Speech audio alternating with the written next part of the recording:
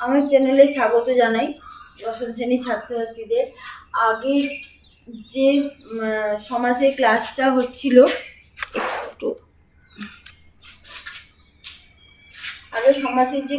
হচ্ছিল, তাতে আমি কিছু হোম টাস্ক দিয়েছিলাম। সেই হোম টাস্কগুলো এখন সমাধান করে দিই।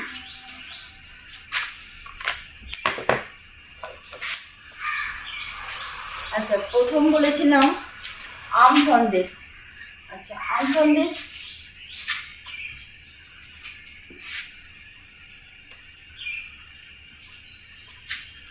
ব্যাসবাবুগুলো এখানে লিখছি। আম আকৃতি বিশিষ্ট সন্দেশ, এটা মধ্যপদলোপী কর্মধারা। ঠিক আছে?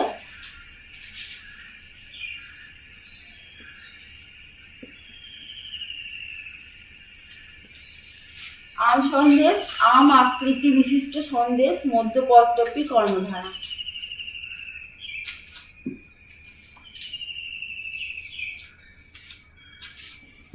আচ্ছা, পণ্ডিত মশাই, যিনি পণ্ডিত তিনি মশাই, এটা সাধারণ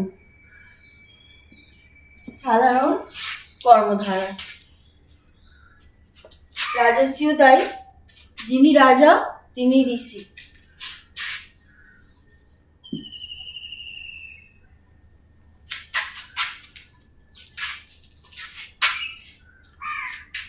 রাজস্বী, যিনি রাজা তিনি ঋষি।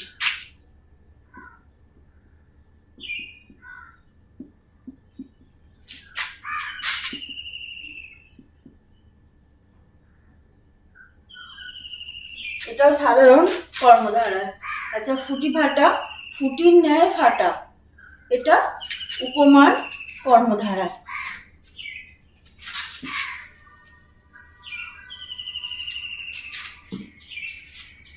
ফুটির ন্যায়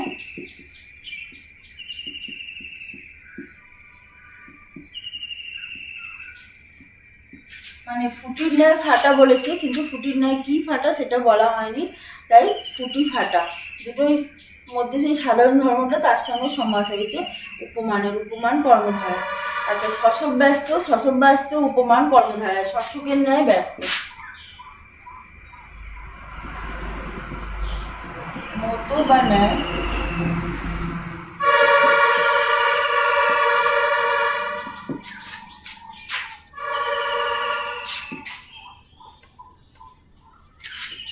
মিস কালো, মিস মানে ঝুল,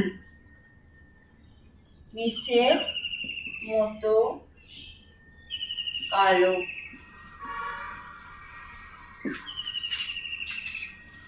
ঠিক আছে? এটাও তাই, একই।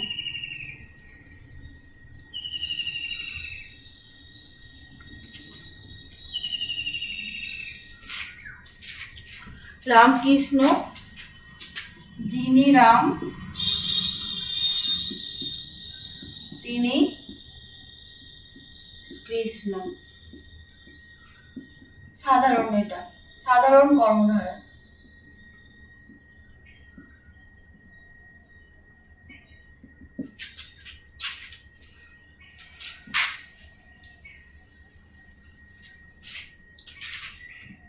স্বাধীনতা দিবস,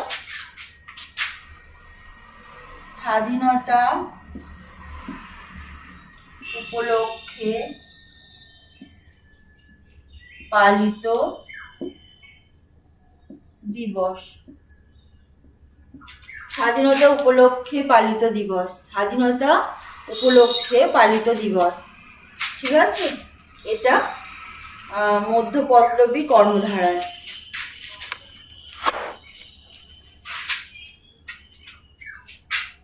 ঠিক আছে?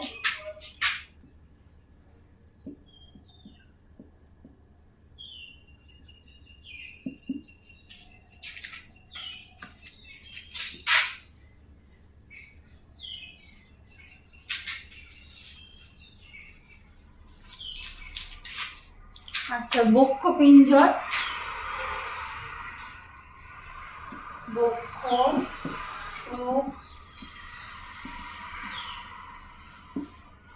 পিঞ্জর, ঠিক আছে।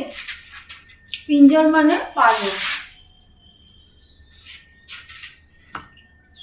আচ্ছা, তুষার শুভ্র,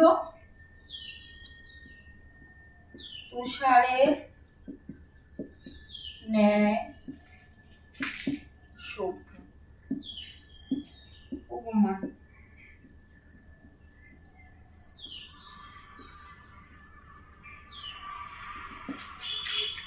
ঠিক আছে, আশা করি বোঝা হয়ে গেছে।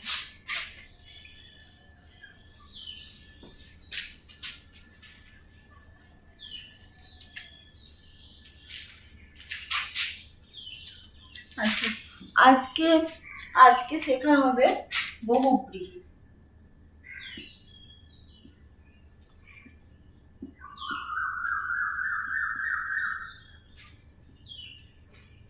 আচ্ছা, প্রথমে দেখো, বহু মানে অনেক, ঠিক আছে, আর বিহি মানে ধান, অনেক ধান, ঠিক আছে। আচ্ছা, বহুব্রীহি মানে অনেক ধান, প্রচুর ধান, ঠিক আছে। এখানে বহুব্রীহি সমাসের কিন্তু সেই মানেটা নয়। বহুব্রীহি কথাটাতে এখানে যদি কথাটাকে আমরা ভাঙি তাহলে হবে বহু মানে অনেক, বিহি মানে ধান, কিন্তু বহুব্রীহি কথাটার মানে হচ্ছে সম্পদশালী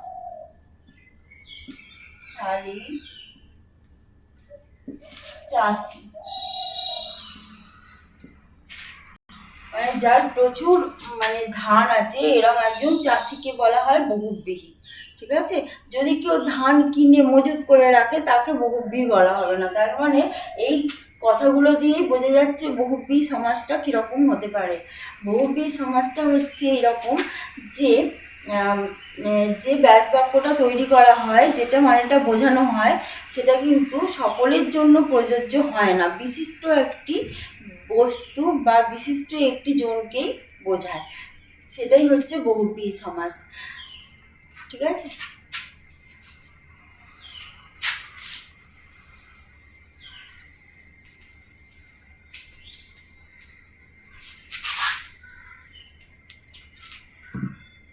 যেমন একটা উদাহরণ দিই, যেমন হচ্ছে 10 আনন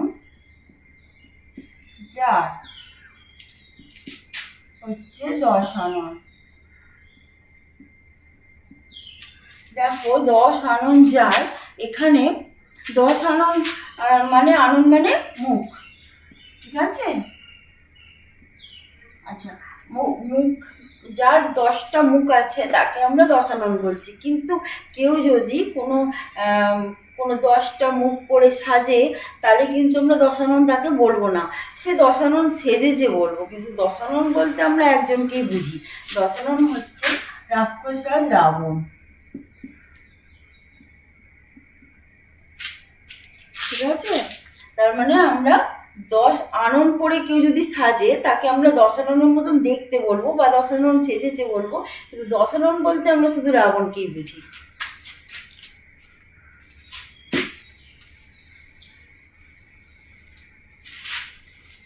আচ্ছা, এখানে যে সমাজটা এখানে তৈরি হয়, এখানে হচ্ছে আমরা এর আগে তৎপুরুষ সমাসে কর্ম সম্পর্কিত পেয়েছি সমস্ত কিছু, কারক সম্পর্কিত, তারপরে আমরা কর্মধারায়তে বিশেষ্য বিশেষণ এইসব পেয়েছি। এইখানে আমরা যার বা যে, বিশেষ করে যার কথাটার শেষে বসাবো আমরা, ঠিক আছে। মানে এই বৈশিষ্ট্য, এই বিশেষণ দিয়ে তৈরি বৈশিষ্ট্যগুলো যার বা যে বস্তুটির, সেটাই আমরা এখানে তুলে ধরা হবে ব্যাস বাক্যতে। তাহলে এখানে ব্যাস বাক্যের ধরন অনুযায়ী সমাসের কয়েক ধরনের বহুব্রীহি সমাস হয়, সেগুলো এক করে লিখছি। হচ্ছে সমানাধিকরণ,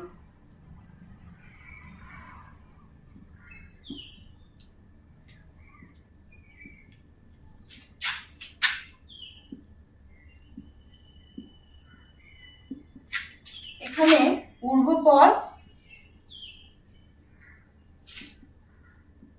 ও পরপদ শূন্য বিভক্তি।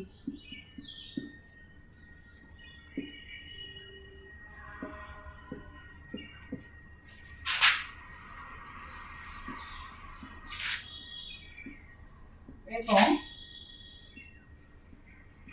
পূর্বপদ বিশেষণ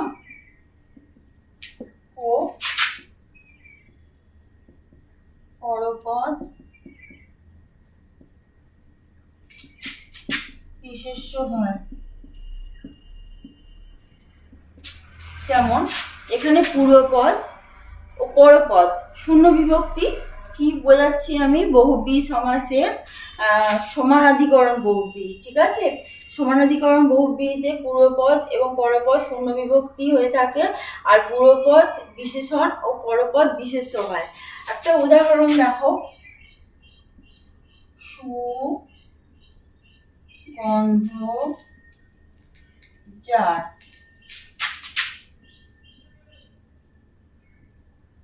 সুগন্ধি। ঠিক আছে, দেখো প্রথম পদ সু, দ্বিতীয় পদ গন্ধ, দুটোই শূন্য বিভক্তি।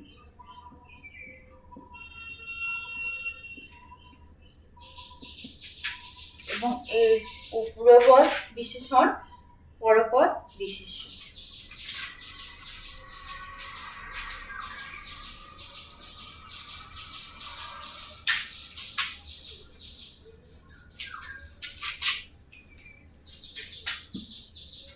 এবার 2 নম্বর ব্যাধিকরণ।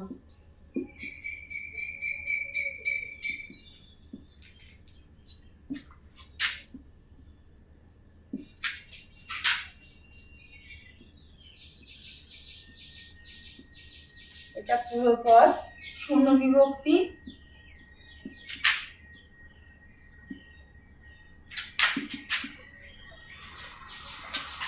কিন্তু পরপদ এ বা তে বিভক্তি থাকে।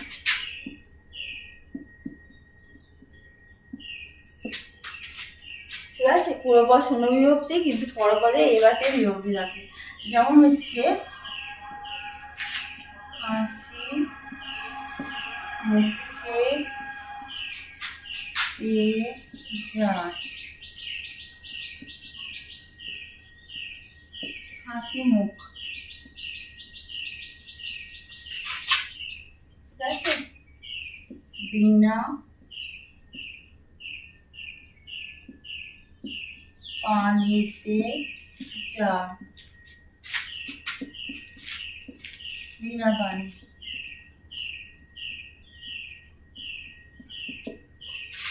ঠিক আছে,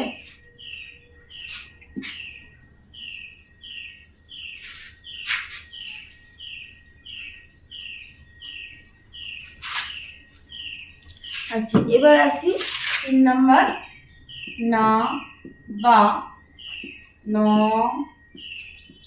নং ছক বহুব্রীহি।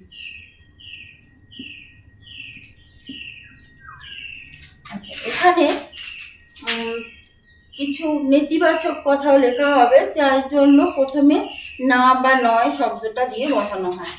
যেমন অথই, অনন্ত, যেমন নেই, থই, যার, আর নেই, অন্ত, যার। ঠিক আছে, প্রথমে নেতিবাচক শব্দটা দিয়ে এটা বসানো হয় এবং এই কথাটাই একটা নেতিবাচক শব্দ দিয়ে ব্যাস বাক্য শুরু হয়।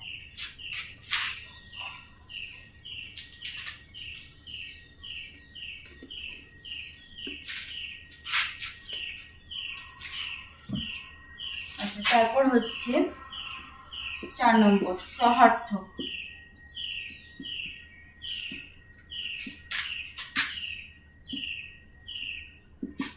আচ্ছা সহার্থক বহুব্রীহিতে আবার সহ বা সঙ্গে এই শব্দটা দিয়ে, সহ, বা সঙ্গে বা শহীদ, এই শব্দটি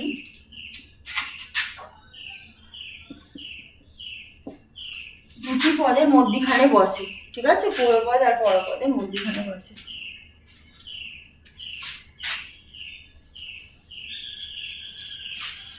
যেমন যদি বলি শঙ্খ, তার মানে শঙ্কার সহিত বর্তমান। আচ্ছা, যদি বলি শ্রদ্ধ, তার মানে শ্রদ্ধার সহিত বর্তমান।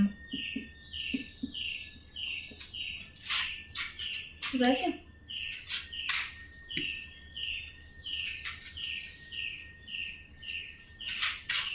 আচ্ছা, এবার আসছি মধ্য পদ লোপী।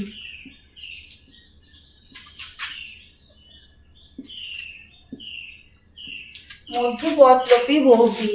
এই মধ্যপদলোপী বহুব্রীর সঙ্গে কর্মধারায় যে আছে, মধ্যপদলোপী কর্মধারায় একটু মিল আছে, যে মধ্যের পদগুলো লুপ্ত হবে, কিন্তু এখানে একটু অমিলও আছে। যেটা হচ্ছে এখানে মধ্যপদটা যেটা তৈরি করা হয় সেটা একটু বড় হয় এবং সহজে তৈরি করা যায়, কিন্তু কর্মধারায়তে, মধ্যপদলোপী কর্মধারায়তে একটা বা দুটো শব্দ বসাতে হবে এবং সেটার সঙ্গে সেই ব্যাস বাক্যটার সঙ্গে উপযুক্ত শব্দই বসাতে হয়। এখানে একটু তার থেকে সহজ আছে। আচ্ছা, যেমন হচ্ছে এখানে ডাকা বুকো, যেমন ডাকাতের মতো যার। এই যে মতো বুক, এটা লুপ্ত হয়ে যায়। আর না, মতো বুক এখানে এখানে দুটো ডাকা বুকো বলেছে, ডাকাতের বুক, এইটা নিয়ে ডাকা বুকো শব্দটা তৈরি হয়েছে। ঠিক আছে, আর একটা উদাহরণ দেখো।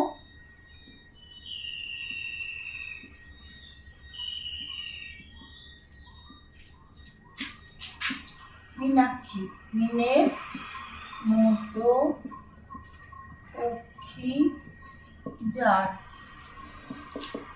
ঠিক আছে, এখানে মতো আর জারটা লুপ্ত হয়ে যায়, মতো আর জারটা লুপ্ত হয়ে যায়, আর এখানে বাকি শব্দগুলো পূর্বপদ পরপদ এবং বসে যায় এখানে সমাসবদ্ধ পদে।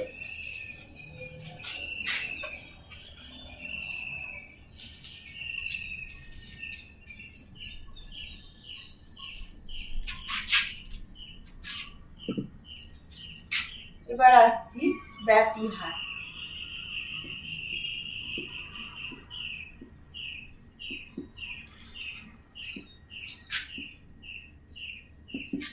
ব্যতিহার বহুব্রীতে দুজনেই একই কাজ করছে, একটা কাজ দুজন ব্যক্তি করছে বা দুজন প্রাণী করছে, তাকে বলে ব্যতিহার বহুব্রী। ঠিক আছে, যেমন লাঠালাঠি।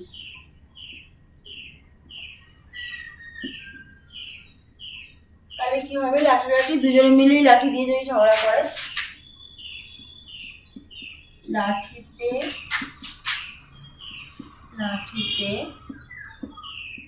যে মারামারি।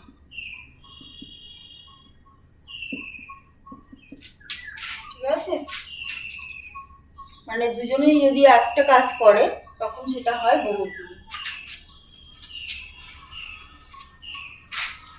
এরকম কানাকানি হয়,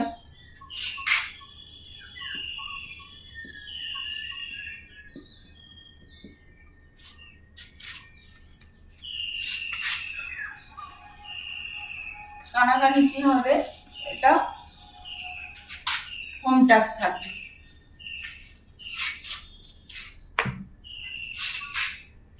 আচ্ছা, সংখ্যা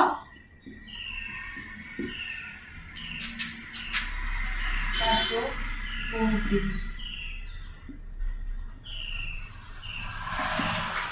সংখ্যা দিয়ে যে বহুব্রীহি, যেমন আমি বললাম 10 আনো যার।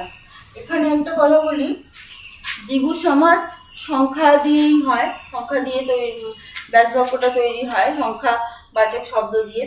কিন্তু এখানে কোনো মানে 10 আননের সমাহার বা সমষ্টি এসব লেখা হয় না। 10 আনন আছে যার, সেখানে তার মানে সেই ব্যক্তিকে এখানে বোঝানো হয়।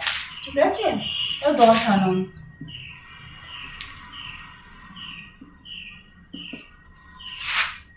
যেমন পঞ্চবটি,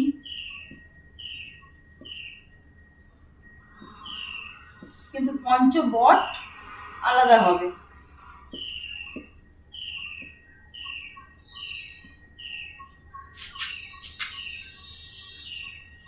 এখানে পঞ্চবটি বললে পঞ্চবটে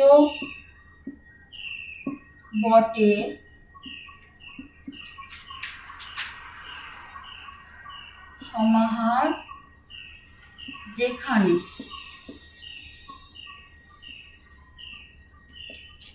আর পঞ্চবট বললে পঞ্চবটে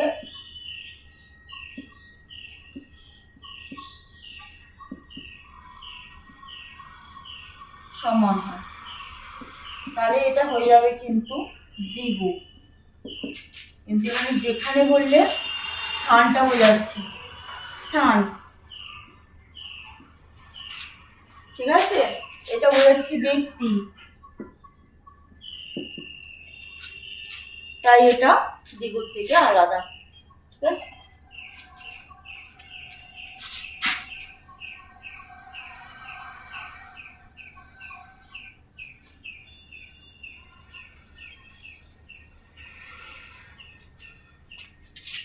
আচ্ছা হোম টাস্ক রইল, যেটা হচ্ছে মৃগ নয়না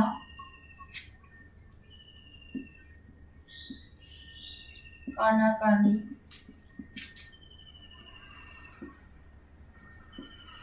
ভাইফোঁটা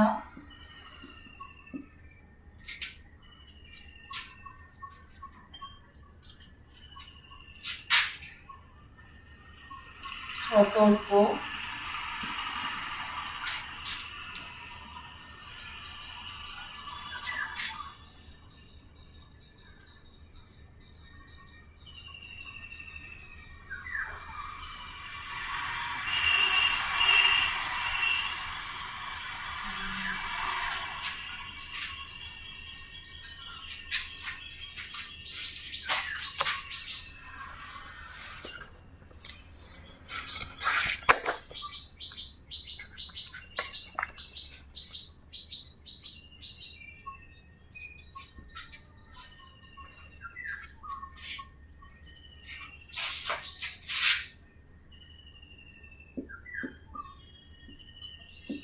মধ্যবিত্ত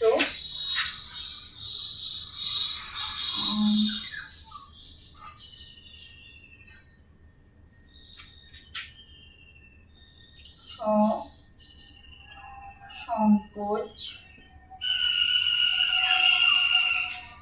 ঠিক আছে, এই কটা মৃগনয়না কানাকানি ভাইফোঁটা সতর্ক মধ্যবিত্ত সসংকোচ। ঠিক আছে, এইটা হোম টাস্ক রইল।